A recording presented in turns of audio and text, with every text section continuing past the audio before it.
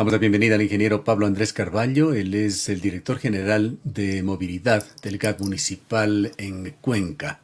La ciudad de Cuenca tiene muchos problemas de movilidad externa e interna y entendemos, ingeniero Carvalho, que este tema ha estado presente entre las autoridades municipales y se vislumbran soluciones. Se implementará en breve un nuevo sistema para tratar de lograr movilidad más sostenible en el Cantón Cuenca. Cuéntenos, por favor, al respecto. Estimado Gustavo, muy buenos días, un gusto saludarle a usted y a su audiencia. Eh, Realmente de la Dirección de Gestión de Movilidad, a través de las directrices del señor alcalde Cristian Zamora, ha sido justamente este cambio en el tema de movilidad, este impulso a una movilidad más eficiente, no solamente para el vehículo automotor, para el vehículo privado, sino para todo el contexto y el ámbito de la movilidad, dando prioridad sobre todo al transporte público, a la circulación peatonal y ciclista. Es por eso que el gobierno autónomo descentralizado, a través del BEDE, hemos logrado concretar hasta hace pocas semanas la contratación de un proyecto o de un crédito con la KfW de 25 millones de dólares que va a estar destinado a 4 proyectos fundamentales dentro de esta administración. El primero de ellos es un proyecto de ciclovías. Actualmente nosotros tenemos 74 kilómetros de infraestructura ciclista implementada en la ciudad. Con este proyecto lo que se busca es ampliar en 20 kilómetros adicionales, llegando así a 94 kilómetros de infraestructura ciclista diseñada, de tal forma que podamos albergar esta necesidad de un cambio en el uso, en el modo de transporte. Es importante mencionar, Gustavo, que esta infraestructura ciclista lo que busca es conectar la red ya existente con el casco del centro histórico, que es quien obtiene la mayor demanda de viajes diarios en la ciudad.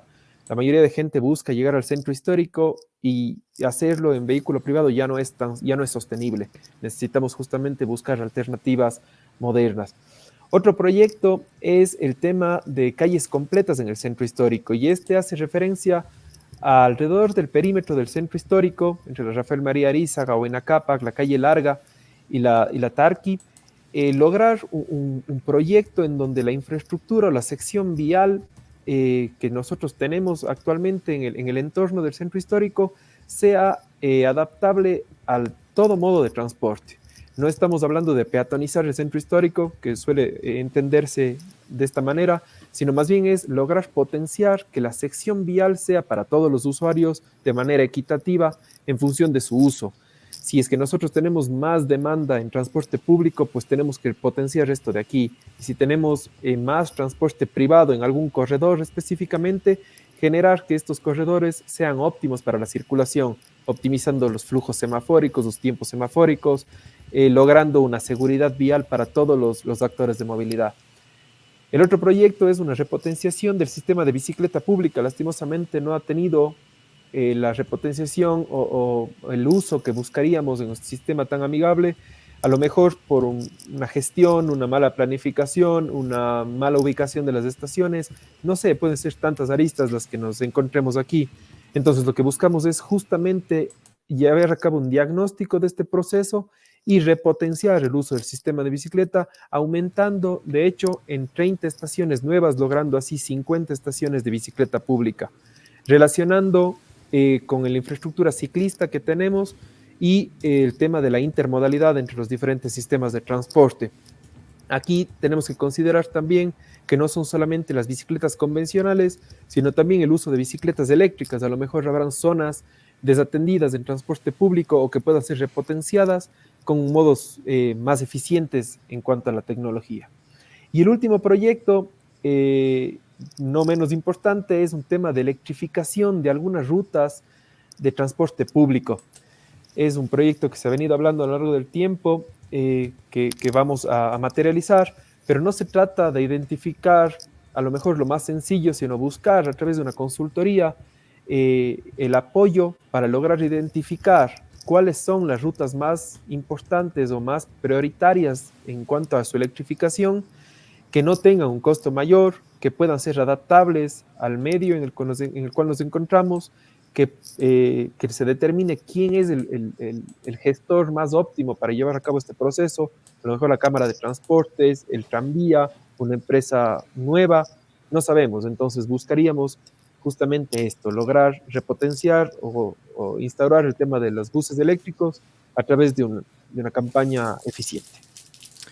Para lograr cambios y cambios positivos, que es lo que se busca, ingeniero Carballo, es importante un buen diagnóstico, saber desde dónde se parte. ¿Qué nos puede decir usted de índices e indicadores de la movilidad en Cuenca? Sabemos que hay unos 150.000 vehículos que se matriculan en Cuenca, un tráfico promedio diario anual que lo sentimos y que nos cuesta mucho tiempo a los ciudadanos, elevando también con esto los problemas de productividad en la ciudad. Una velocidad de circulación variable en el centro histórico, pero con frecuentes embotellamientos. Si puede ponerle usted en cifras, en indicadores de este punto de partida, le agradeceríamos. Claro que sí. Como usted menciona, el tema del aumento del parque automotor es un tema creciente de manera continua en el tiempo. Hablamos de tasas de crecimiento de alrededor de un 3.5, 3.6% anual en el tema de la tasa de motorización, y es un problema bastante grave. Tenemos Cuenca un se tema, caracterizaba, perdona la sí, ¿no? interrupción, por tener el mayor número de vehículos privados por habitante entre las ciudades del país. No sé si la situación sigue similar. Sí, tenemos una tasa de motorización bastante alta. Hablamos de casi 140 vehículos por cada 1.000 habitantes, haciendo una analogía, un vehículo por cada 5, sabiendo que existen casas con 4 vehículos a lo mejor por unidad habitacional. Es un número altísimo. Y yo creo que esa es una de las aristas en las cuales tenemos nosotros que trabajar. Poniendo en cifras un poco, el tráfico promedio diario anual en la mayoría de vías, digamos, arterias locales, colectoras o arteriales que nosotros podemos tener en la ciudad, bordeamos cerca de, no sé, a lo mejor 8.000 vehículos al día que circulan por una arteria. Para hacer una relación un poco con la capacidad del viario, existe un 85% de vías en la ciudad de Cuenca que se encuentran con un nivel de saturación por debajo del 60%, que quiere decir que tenemos aún un 40% residual para almacenar vehículos. Pero el 15% que se encuentra saturado, el 90% se encuentra en el centro histórico. Eso quiere decir que nuestras vías en el centro histórico ya no aguantan más o ya no soportan más el ingreso de vehículos privados. Lastimosamente, la tasa de ocupación media vehicular es de 1.2 personas por vehículo. Eso quiere decir que en un área de 10 metros cuadrados que ocupa en promedio un vehículo, estamos teniendo una persona, cuando en realidad sabemos que nosotros ocupamos mucho menos espacio que 10 metros cuadrados. Entonces, equiparar ese uso del espacio público a la ciudadanía es fundamental. Por eso es que repotenciar el uso del transporte público, en donde ahí sí tenemos 90 personas moviéndose en un único sistema de transporte, es prioritario. Generar secciones peatonales dignas para la circulación peatonal es fundamental. No se trata de que el espacio remanente en la sección vial sea la vereda, sino todo lo contrario. El espacio residual debería ser el parque automotor. Ahora, no podemos castigar al conductor del vehículo privado porque al final del día sigue siendo ciudadano. Lo que tenemos que generar son alternativas de mejor movilidad a toda la ciudadanía, de tal forma que yo, siendo un usuario de vehículo privado, escoja movilizarme en otros modos durante el tiempo. Movilidad Entonces, alternativa y transporte público serían entonces los principales componentes, las principales herramientas para las soluciones. así es. Sin embargo, por directrices del señor alcalde, también hemos estado trabajando en mitigar el impacto a la movilidad que se genera en ciertas zonas críticas de la ciudad. Por ejemplo, no sé si le ubica usted a la avenida Pichincha y Isabela Católica en el reloj floral. ¿Cómo no? Es un caso ¿Cómo muy no? particular. Sí. Existía un ramal de 6, acceso. 7 de la noche es imposible circular por allí. Exactamente. Y ahí teníamos, por ejemplo, uno de los ramales de ingreso al reloj floral era de un solo carril de circulación. Lo que hicimos fue, a través de obras públicas municipales y MOVP, lograr ensanchar a 2 carriles de circulación, aumentando la capacidad de la intersección, logrando un mejor funcionamiento. De igual manera, hemos estado generando sincronizaciones semafóricas en varios corredores en donde es viable que los vehículos generen mayor movilidad. Ahí es muy importante mencionar que existe una incongruencia entre movilidad y accesibilidad. Nosotros no podemos pretender que los vehículos se muevan de manera más ágil en donde la accesibilidad debería primar, haciendo una relación con el entorno, las vías locales, vías barriales de carácter netamente residencial no deberían tener tráfico de paso. Y también eso es algún criterio que debemos manejar y muy bien, con mucha delicadeza, porque la vía pública, el espacio público debería pretenderse con un uso de estacionalidad, o sea, de que la gente se encuentre ahí y haga uso del espacio público y no se vea truncado por la circulación de un agente externo que podría ser el vehículo privado. Pero yo no puedo pretender a su vez que el vehículo privado deje de usar estas vías si no genero infraestructura adecuada para que lo haga en otros espacios. Entonces, esa diferenciación es la que estamos trabajando, haciendo que las vías colectoras, arteriales y vías de jerarquía expresa tengan una mayor movilidad, logrando que la accesibilidad prime en entornos locales. ¿En qué medida se piensa utilizar o se está utilizando ya en esta etapa de diagnóstico la nueva tecnología? Cada ciudadano dispone de un teléfono móvil y esto provee de información importantísima para las decisiones de carácter público, incluso para la generación de políticas. ¿En qué nivel de modernidad, le preguntaríamos, se encuentra la ciudad de Cuenca? Bueno, a través de los dispositivos tecnológicos lo que se está haciendo es la repotenciación de aplicaciones que nos permitan a nosotros justamente recopilar esta información. Ahí hemos trabajado de una manera directa con la academia. Tenemos relaciones y convenios tanto con varias universidades a través de las cuales hemos estado trabajando justamente en eso, en el levantamiento de información con instrumentos secundarios, de tal forma que nosotros podamos obtener data que nos permita a nosotros generar política pública. Aquí una relación bastante buena que hemos mantenido con la Cámara de Transporte ha sido fundamental porque ellos nos entregan la información necesaria para poder nosotros identificar la demanda de los usuarios del transporte público y, por ejemplo, replanificar las rutas o las frecuencias de paso de las unidades de tal forma que éstas sean óptimas en cuanto a su necesidad. En cuanto a las universidades, por ejemplo, tenemos ya noción de en dónde se encuentran los estudiantes, en dónde, cuáles son sus orígenes de viaje. Evidentemente, el destino será las universidades, pero ahí estamos trabajando y ha sido el insumo fundamental para trabajar en la propuesta 101 del señor alcalde, que es este tema de buses eléctricos para universidades. Estamos trabajando de manera conjunta con los actores, tanto con la Cámara de Transporte, con las propias universidades, de tal forma que podamos mancomunadamente lograr este objetivo de un sistema de transporte adecuado y en las mejor de las condiciones, de tal forma que nosotros podamos lograr esto que habíamos mencionado anteriormente.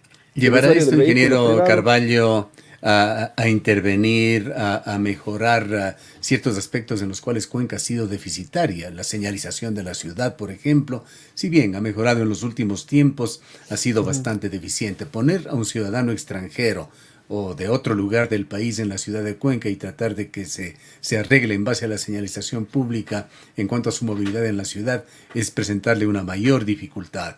Y están los temas también de optimización semafórica, de semáforos peatonales, de dispositivos modernos, de detección e intervención e intersecciones conflictivas, etcétera.